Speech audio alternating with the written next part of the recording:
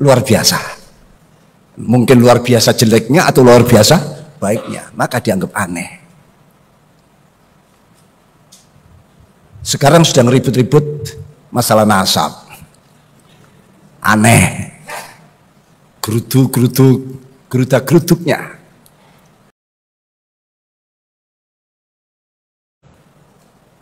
Dari selama ini kita tidur, selama ini kita menjadi orang yang gawoan dan kagetan. Dalam suatu hadis disebutkan, la takunu imma'ah, jangan kalian menjadi kelompok-kelompok imma'ah. Sahabat-sahabat matur, ini ada kata baru, bahasa baru, imma'ah. Para sahabat matur, ya mal imma'ah ya Rasulullah. Apa imma'ah itu? Rasul menjawab, alladzina yaquluna in ahsanan nas ahsanna wa in asa'an nas asa'na. Walakin wattinu anfusakum in ahsanan nas antuhsinu wa in asa'an nas alla tusi'u. Jadi kalau bisa kita simpulkan, imma'ah itu sebetulnya adalah rangkaian daripada aslinya kata in dan ma'ahu, lalu ditarkib mazdi menjadi imma'ah. Jadi in ma'ahu, kalau bersamanya, kalau bersamanya. Ini mempunyai arti orang yang latah, yang tidak punya pendirian. Ya kalau bersama dia, saya ya ikut dia. Kalau bersama lainnya, ya saya ikut lainnya. Makanya Rasulullah menjawab pertanyaan sahabat, alladzina yaquluna in ahsanan nas ahsanna wa in asa'an nas asa'na. Itu orang-orang yang selalu perkataannya, manakala orang lain melakukan kebaikan, saya ikutan. Ini masih baik. Tapi wa in asa'an nas, sebaliknya kalau orang melakukan kejahatan, keburukan, saya tidak ketinggalan, ikut-ikutan melakukan. Ini namanya orang latah. Dan orang Jawa yang waktu itu, Jawa itu bukan hanya Indonesia, termasuk Malaysia, Brunei, ya, Thailand, dan beberapa negara Asia, itu disebut Jawa. Itu dulu saya mendengar cerita-cerita daripada ulama-ulama dulu yang dulu lama mukim di Mekah, bahwa mereka ngilani, tahu ngilani? Orang Jawa itu, orang Jawa dikilani. Karena apa? Tanda-tandanya kalau waktu ada majelis taklim, majelis tadris, ada orang datang, semua itu menoleh melihat siapa. Apalagi yang datang, yang lewat itu mobil gilap lagi. Wah, itu seperti orang gawok dan kaget. Jadi oleh mereka mungkin orang Jawa ini dianggap orang yang gawoan dan kagetan.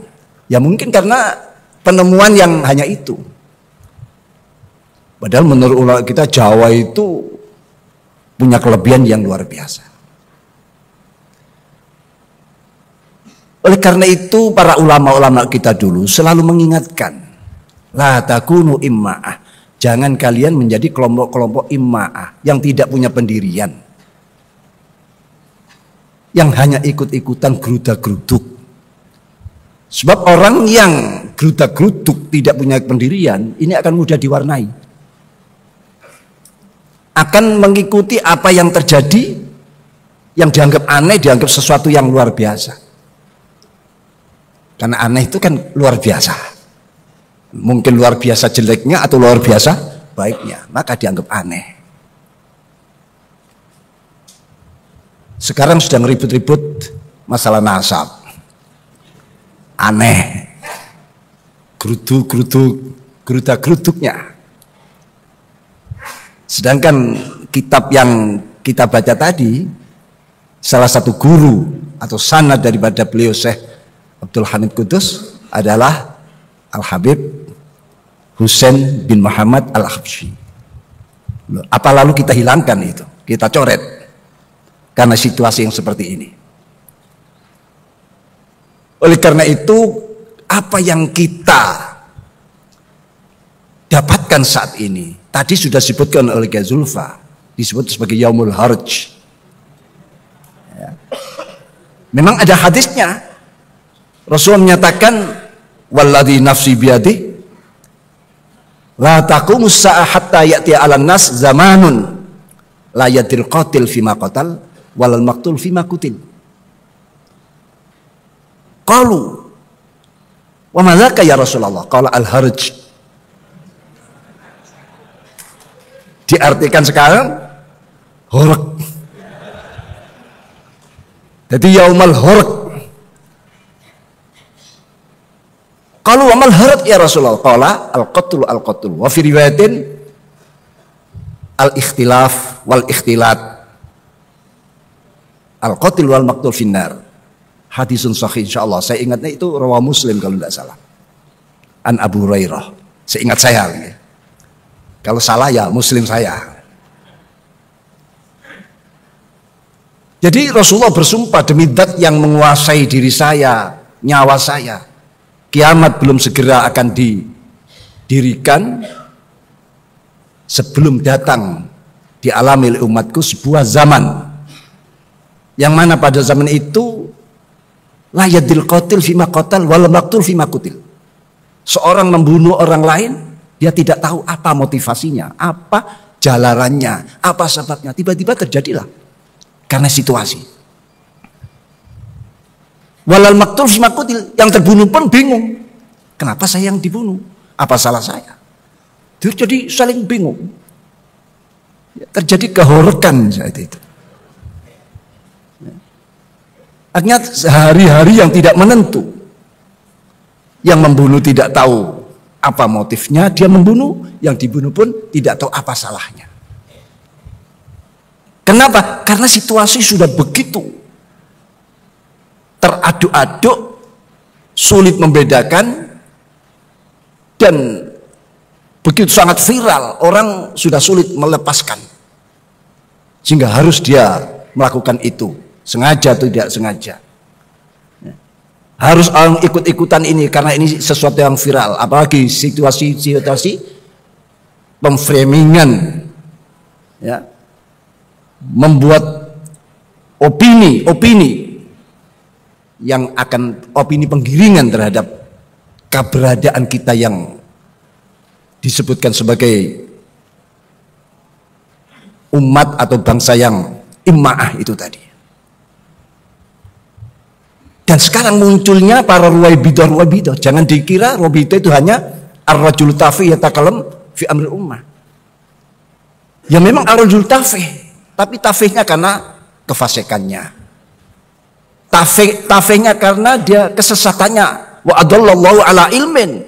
Ilmunya tinggi, tapi Allah menyesatkan. Disesatkan di saat dia mencapai ilmu yang sangat tinggi itu. Jadi memang Rasul menyatakan ar-rajulu tafih yaqulu fi amril ummah. Tapi rajul tafih ini bukan orang yang bodoh. Tapi pinter pun, tapi kepinterannya yang tidak ada embel-embel diikuti oleh nur, ilmu yang tidak ada nurnya. Oleh karena itu penting sekali kita bisa mengikuti dan mempelajari serta menghayati bagaimana keberhasilan ulama-ulama kita dulu. Seperti almarhum al-maflah Syekh Abdul Hamid Qudus ini, agar lahir ini sebagai ulama Nusantara, sebagai ba'ithah pembangkit kita untuk meniru dan melahirkan Syekh Abdul Hamid Qudus yang lain, yang mungkin yang ada di ruangan ini akan melanjutkan dan menjadi Syekh Abdul Hamid Qudus pada abad-abad sekarang dan yang selanjutnya. Allahumma amin. Mumpung kita tidurnya tidak terlalu pulas, An-Nasunyam itu ada mengatakan ini makolahnya Sobat Ali, tapi ada mengatakan daunnya Rasulullah. Apalagi ada ayat surat Tof itu tadi, laqad kunta fi ghaflatin min hadza fakashafna anka ghita'ak fabasurukal yawma hadid. Sungguh engkau telah berada dalam keadaan lupa, yang sangat lupa, fi ghaflatin, dari semuanya yang kejadian ada ini, termasuk mewarisi, melanjutkan bagaimana kutub Turos ini terus bisa berjalan. Ya. Jangan salah, karena ada orang yang menyalahkan arti Turos. Turos itu ya utamanya Al-Quran, Al-Hadis, dan apa yang dihasilkan, diwariskan oleh para sahabat, terutama Khulafaur Rasyidin, lalu tabi'in, lalu asbabul madzahib al-arba'ah, dan ulama-ulama yang lain. Tapi ada orang lain yang masuk di sini, ya, mengakui bahwa Quran, Hadis, dan daud-daud Khulafaur Rasyidin itu adalah bagian dari Turos Islami. Dan para ulama-ulama akhirnya setelah masuk lalu menyederhanakan. Kalau begitu Quran, Hadis sama dengan karya-karya ulama. Nah ini ada yang menyalahgunakan, dianggap sama. Quran dan Hadis dianggap sama dengan kitab-kitab As-Sofra, Kutub Sofra yang lain itu. Itu memang orang-orang yang hatinya sudah tidak benar, ingin membuat sesuatu yang merendahkan. Lalu selanjutnya juga membuat kesempatan, kalau sudah dianggap sama, karya-karya ulama itu bagian dari Turos, sama dengan Al-Quran dan Al-Hadis, lalu mereka mendahulukan yang bukan Turos yang utama itu tadi, mengutamakan yang bukan Turos yang utama itu tadi, lebih penting daripada. Tapi insya Allah Nahdlatul Turos yang ada ini bukan seperti, justru meletakkan sesuatu pada tempatnya, meluruskan kembali kesalahan-kesalahan dan niat-niat yang kurang baik itu tadi. Saya terima kasih pada kiai-kiai muda kita yang kalau saya melihat menghabiskan waktunya, ya bondo-bondo dewe, tidak ada yang membiayai. Ya. Dia bisa datang ke Surabaya, ke Madura, ya artinya bisa pulang ke rumahnya.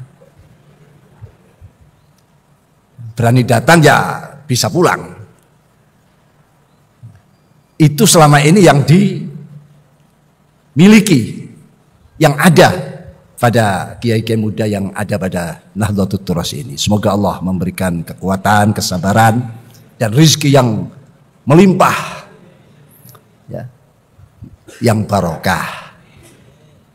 Rezeki itu macam-macam ya. Ya pokoknya rezeki yang mayun tafa'ubeh, itu yang kita harapkan. Kiranya itu saja yang bisa kami sampaikan. Mumpung ada yang gugah, jadi tidur kita tidak terlalu kelamaan, ya.